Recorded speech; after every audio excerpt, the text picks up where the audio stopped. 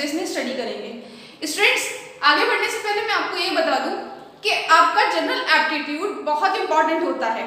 Students इसको छोड़कर चलते हैं और अपने मेन सब्जेक्ट पर फोकस करते हैं।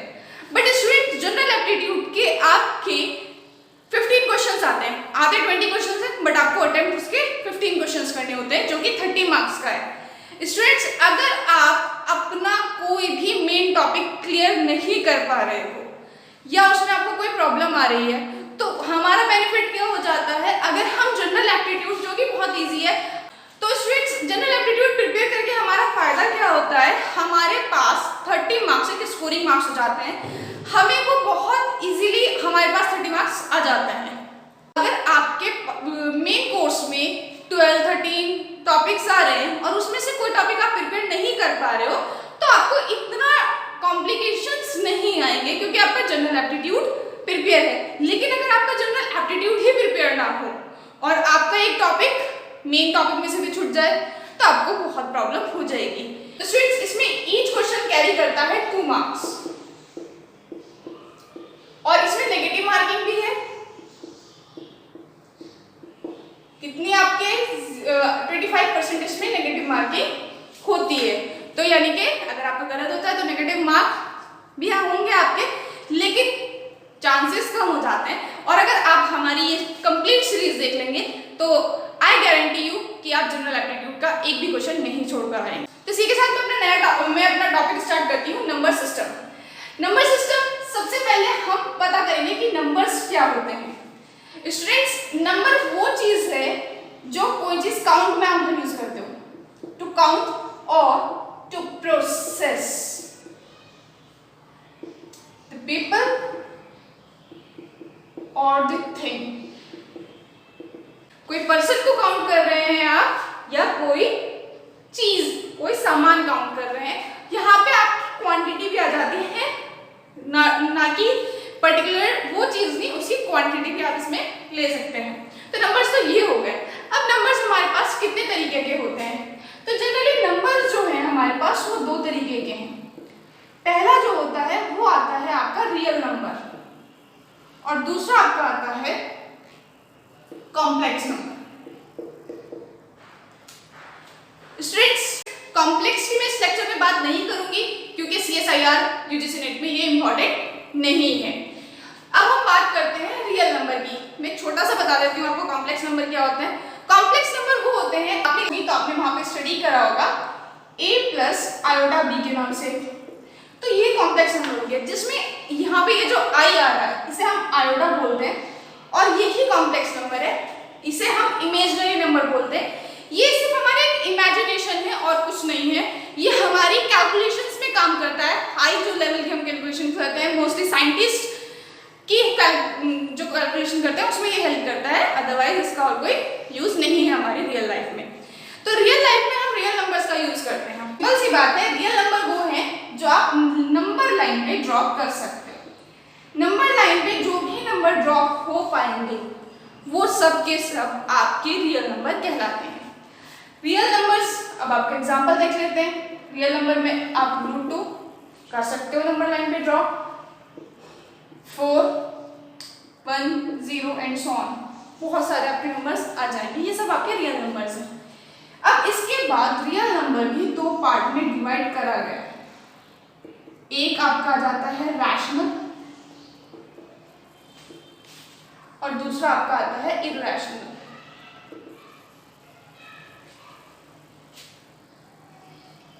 रैशनल नंबर क्या होता है और इरैशनल नंबर क्या होता है? तो स्टूडेंट्स, रैशनल नंबर हम वो कहेंगे वो होते हैं जो भी नंबर आप p/q की फॉर्म में लिख सकते हैं, और यहाँ पे p और q जो करता है बिलोंग, वो करेगा इंटीजर से, और q इक्वल नहीं होगा 0 के।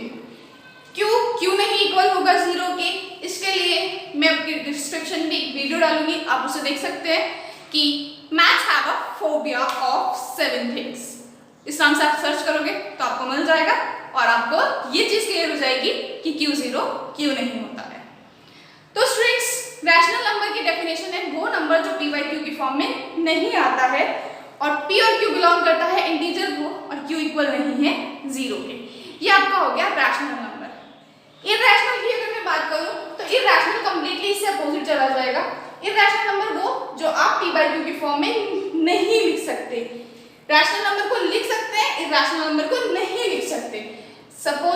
√2 है, √3 हो गया, सभी के सभी क्या है आपके इरेशनल नंबर्स हैं। तो स्टूडेंट्स रियल नंबर्स दो तरीके के होते हैं, रैशनल और इरेशनल। ये तो थी हमारे रियल नंबर की एक छोटा सा डिस्क्रिप्शन। इसके बाद रैशनल नंबर भी आगे डिवाइड होता है काफी पार्ट्स में, तो वो पार्ट्स क्या हैं अब हम उनके बारे में बात कर लेते हैं। तो स्टूडेंट्स बात करते हैं रैशनल नंबर की कि रैशनल नंबर की किस पार्ट्स में वो डिवाइड होता है रैशनल नंबर आपका। तो हम कह सकते हैं कि रैशनल नंबर हमारा दो पार्ट्स में डिवाइड होता है, एक नॉन इंटीजर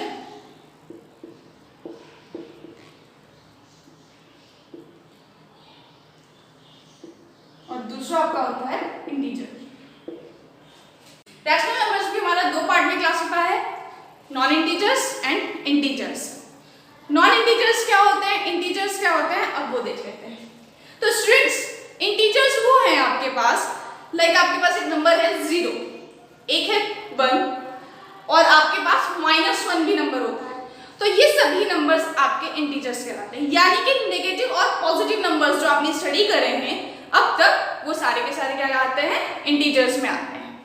तो इंटीजर्स आपका हो गया 0 +, -1 +, -2 +, -3 एंड सो। तो ये आपका था इंटीजर्स। अब बात कर लेते हैं नॉन इंटीजर्स की। स्टूडेंट्स इंटीजर्स भी आगे क्लासिफाई हुए हैं पार्ट्स में, उनके बारे में भी हम देखेंगे। नॉन इंटीजर्स के बारे में देख लेते हैं पहले। नॉन इंटीजर्स वो होते हैं जिनके पास डिनोमिनेटर आने लगे, यानी कि कोई अगर न्यूमरेटर अपॉन डिनोमिनेटर की फॉर्म में आ रहा है वो आपका नॉन इंटीजर्स कहलाएगा। अब आप कहेंगे कि इंटीजर्स में भी डिनोमिनेटर तो है, तो एक्चुअल डेफिनेशन फिर हम ये ले लेते हैं नॉन इंटीजर्स की कि नॉन इंटीजर्स वो होते हैं जिसमें डिनोमिनेटर 1 और 0 को छोड़कर कुछ भी आ जाए। 0 की कंडीशन मैंने आपको बताई है, और 1 क्यों नहीं, क्योंकि अगर आप डिनोमिनेटर में 1 लेंगे तो वो कंप्लीट इंटीजर्स बन जाएंगे। नॉन इंटीजर्स वो होते हैं जिनका डिनोमिनेटर 0 और 1 को छोड़कर कुछ और हो, वो नॉन इंटीजर्स कहलाएंगे। तो स्टूडेंट्स अब हम इसकी क्लासिफिकेशन की इसके आगे की क्लासिफिकेशन देख लेते हैं कि नॉन इंटीजर्स की क्लासिफिकेशन क्या आ रही है, यानी कि नॉन इंटीजर्स के आगे के पार्ट्स क्या हैं और इंटीजर्स के आगे के पार्ट्स क्या हैं। तो स्टूडेंट्स इंटीजर्स की पहले हम बात करते हैं। इंटीजर्स को हम दो पार्ट में कैसे डिवाइड करते हैं, ये हो गया आपका, एक होता है आपका नेगेटिव इंटीजर और दूसरा होता है आपका पॉजिटिव इंटीजर। और पॉजिटिव के से बेस्ट आपका रहेगा कि अगर आप इसकी क्लासिफिकेशन होल नंबर करें। नेगेटिव इंटीजर्स जितने भी माइनस साइन के साथ के नंबर हैं वो सारे नेगेटिव इंटीजर्स में आ जाएंगे आपके, जैसे आपका हो गया -2 -1 -3 -4 एंड सो। अब रिमेनिंग बचता है हमारे पास 0 1 2 3 4 एंड सो। तो ये आपका हो गया होल नंबर्स। तो अब हम बात कर लेते हैं, पहले मैं आपका इंटीजर्स कंप्लीट कर देते हैं, फिर हम नॉन इंटीजर्स पे आएंगे। अब बात करते हैं स्टूडेंट्स कि होल नंबर्स आगे कैसे क्लासिफाई होता है, होल नंबर्स भी क्लासिफाई होता है या नहीं। तो स्टूडेंट्स होल नंबर भी क्लासिफाई आगे होता है, यानी कि होल नंबर्स के भी दो पार्ट्स हैं। दो पार्ट्स वो क्या है, एक है आपका नेचुरल नंबर और दूसरा है आपका 0। तो स्टूडेंट्स मैंने जैसे कि आपने देखा कि पहले पॉजिटिव लिख दिया था, फिर उसको हटाकर होल नंबर लिखा है। तो ऐसा इसलिए किया था क्योंकि 0 जो है वो आपका पॉजिटिव नहीं होता है। 0 पॉजिटिव नंबर नहीं होता है, 0 नेगेटिव नंबर भी नहीं होता है। तो एक चीज आपको याद रखनी है कि 0 ना नेगेटिव है और ना ही पॉजिटिव है, neither negative nor positive. Negative numbers हो गए, होल नंबर्स में 0 इंक्लूड कर दिया है हमने, लेकिन उसको आगे क्लासिफाई कर दिया है नेचुरल और 0। एक चीज आपको याद रखनी है कि 0 ना नेगेटिव है और ना ही पॉजिटिव है, neither negative nor positive. Negative numbers हो गए, होल नंबर्स में 0 इंक्लूड कर दिया है हमने, लेकिन उसको आगे क्लासिफाई कर दिया है नेचुरल और 0।